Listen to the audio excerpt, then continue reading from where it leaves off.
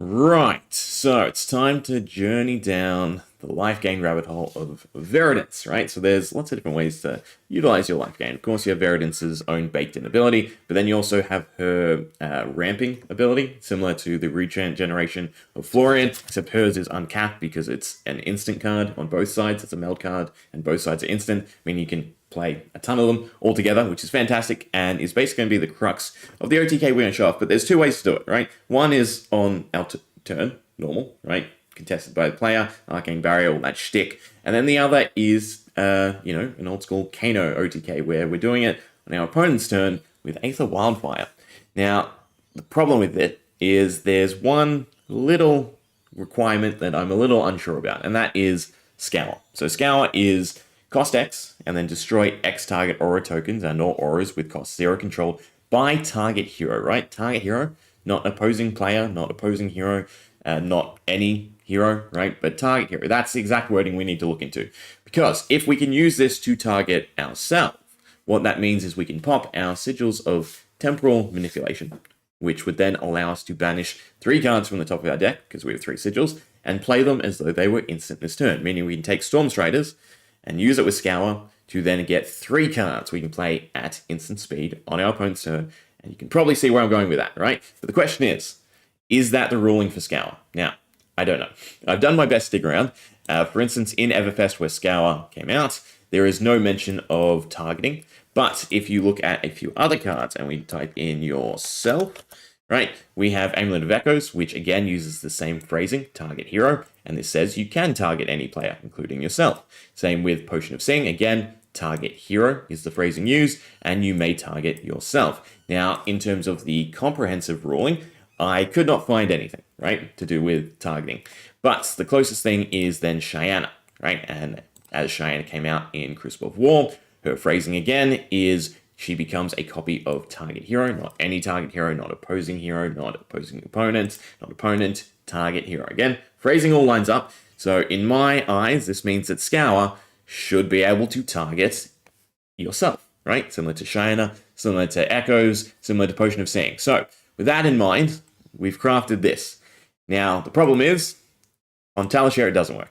So if we were to say Amulet of Ignition, let it resolve, and that makes our Storm Striders free, right? We could then play Scour, because it's now instant speed, but unfortunately, we cannot pay 3, we can't use the Heart of Ferendale, and we can't start the chain going, right? So we will turn on manual mode, and we'll just look through things, right?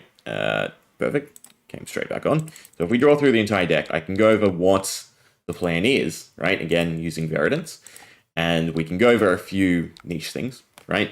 But then we'll probably swap over to Kano and play it out. Again, just cheat in the resources so I can show it off properly. But again, so Scour would hit the Sigil of Temporal Manipulation. That would hit 3 cards. In this case, that'd be Aether Wildfire, and Sonic Boom. Now, a few things worth mentioning. You've got Aether Bindings of the Third Age, which as a Sigil leaves the arena, right, you gain Amp. Now, while that's a nice effect, it would not work with Scour, right? What would happen with Scour is Scour would be amped, and then because Scour has that second clause where it deals arcane damage to that hero, that being us, because we're the target hero, we would take 6 instead of 3, right? Which, if you want to take 6, sure. But either way, you can't use Aether Bindings in this sort of setup using the sigils. If we were to do the combo on our turn, you definitely could, right? And that'd be 3 extra amp, which would matter as we're ramping with Wildfire.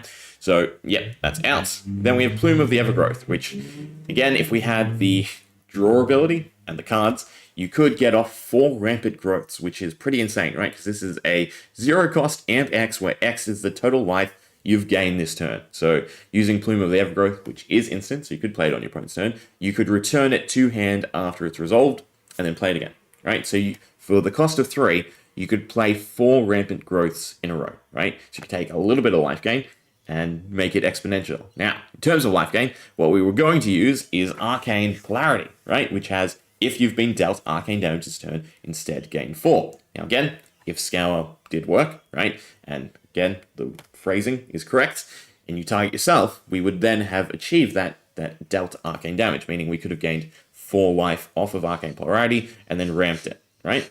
Now, obviously, Count Your Blessings is also feasible. I'm not using Count Your Blessings because of the cost requirement.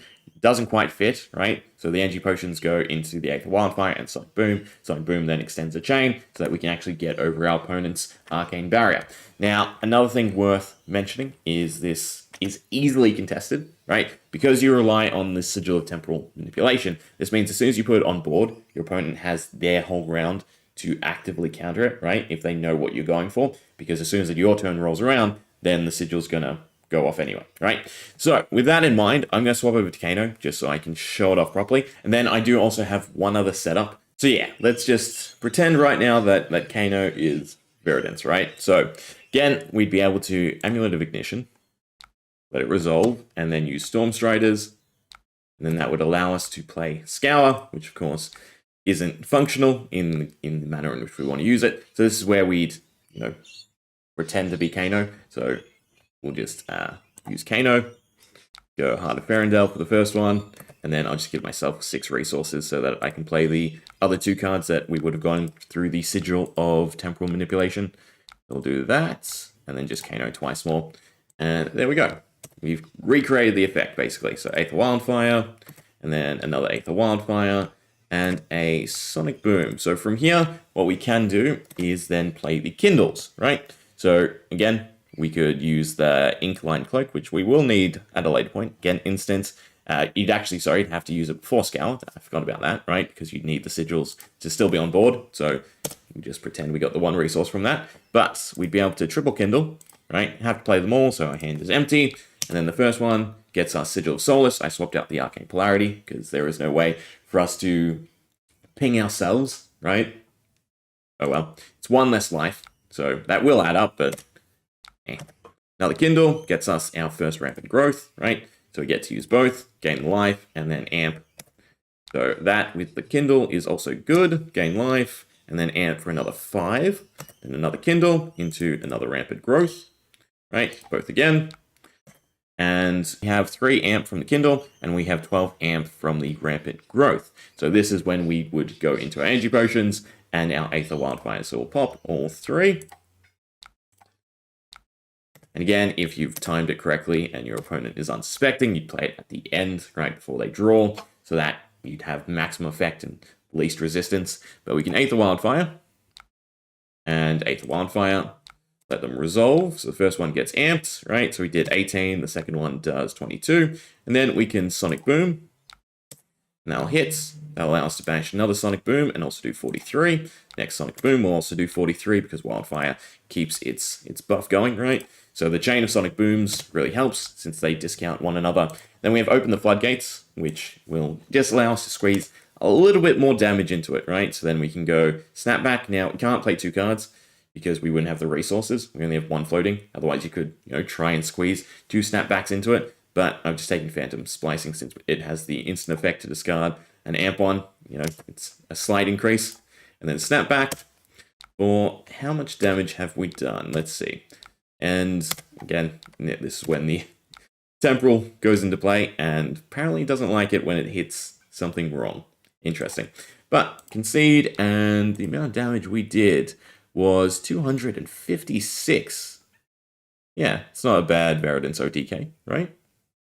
Again, it is, I think, really well balanced, right? Because again, as soon as you throw out the Temporal, God, I already forgot. Sigil of Temporal Manipulation, there we go, too long, right? Your opponent has that red flag right in their face to know, well, don't do anything, just save all your cards, shut down the first Aether Wildfire, and then you're in the clear. But we'll go over the other way to do it, right? Which I think is LSS's intended way.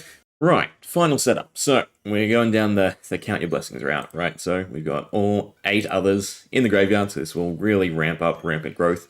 And yeah, so it's basically just Glyph Overlay again, right? So the top 3 cards we can control, since that will proc first, because Sigil leaves before the shuffle, which is fantastic. So that'll be 2 Aether Wildfires and then something else, right? So you can sort of set this up consistently, right? You'd have to have the 8 specific cards. Again, Glyph Overlay to trigger the Sigils, Count Your Blessings or some sort of life gain, Rampant Growth for the amp, and then the 3 attacks or 3 action cards that you want to use, right? The 3 arcane attacks, however you want to phrase it, the 3 spells, right?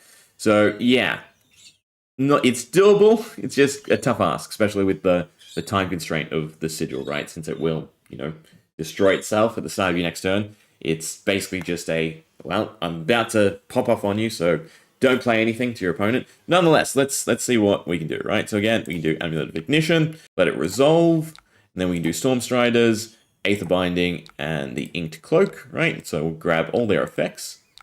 Perfect, and that'll let us play the Glyph Overlay. And then from there, we can use Glyph Overlay to cycle and let it resolve. We get Open the Floodgates and 2 Aether Wildfire. We're going to try and high roll with the draw. We'll see what we get. But from there, we can count your blessings. So pop 1 Energy Potion. Let it resolve. Count your blessings. And then go Rampant Growth. Right? Both. Rampant Growth. Both. And then another Rampant Growth. Now, the way we're going to utilize Open the Floodgate, right, since we only have 2 Energy Potions, is we're going to play 1 Aether Wildfire, then Open the Floodgate, and then the other Aether Wildfire, with the hope being that the Open the Floodgate gets us 1 extra attack, or something to utilize the Aether Wildfire buff, which should work out to more damage than just doing Aether Wildfire, and then a 0-cost wizard action card, right, that just does, say, 3 damage plus whatever Aether Wildfire, right? It will amount to a little bit extra damage. Not a huge amount, but still nonetheless, right? Definitely make sure we Aether Wildfire first. So, first one. And then we do have the Talismanic Lens, so we're at 46 for a buff, which is good. So we can Talismanic Lens. And that will allow us to try and look for 2 cards that we can play. Perfect. Snapback is definitely doable. So we'll keep them both. And then from there, we can do the Energy Potion, play Resolve, play Open the Floodgates, which will do its sizable damage. We'll get Snapback. And now we can do Aether Wildfire, pitch the blue, and then play the Snapback, right? For a little bit extra damage. Not too bad. It was at 249 damage off of 11 cards lined up in a row. Again, 46 was the first Aether Wildfire, which I think is actually pretty negatable, right? With a full hand, Arcane Barrier, and Spell Void. Yeah, well, you might end up getting through, right? What would it be? Because it's all on 1 attack, they only get 1 instance of the Arcane Barrier, right? So call it 8 plus damage prevention. You know what? It actually might be a feasible OTK. Anyway, that'll do it for Verdance. So yeah, that's everything you can do on your opponent's turn, right? We'll dive into life gain and then also what you can do with Rampant Growth on your turn next time around. Hope you enjoyed. See ya.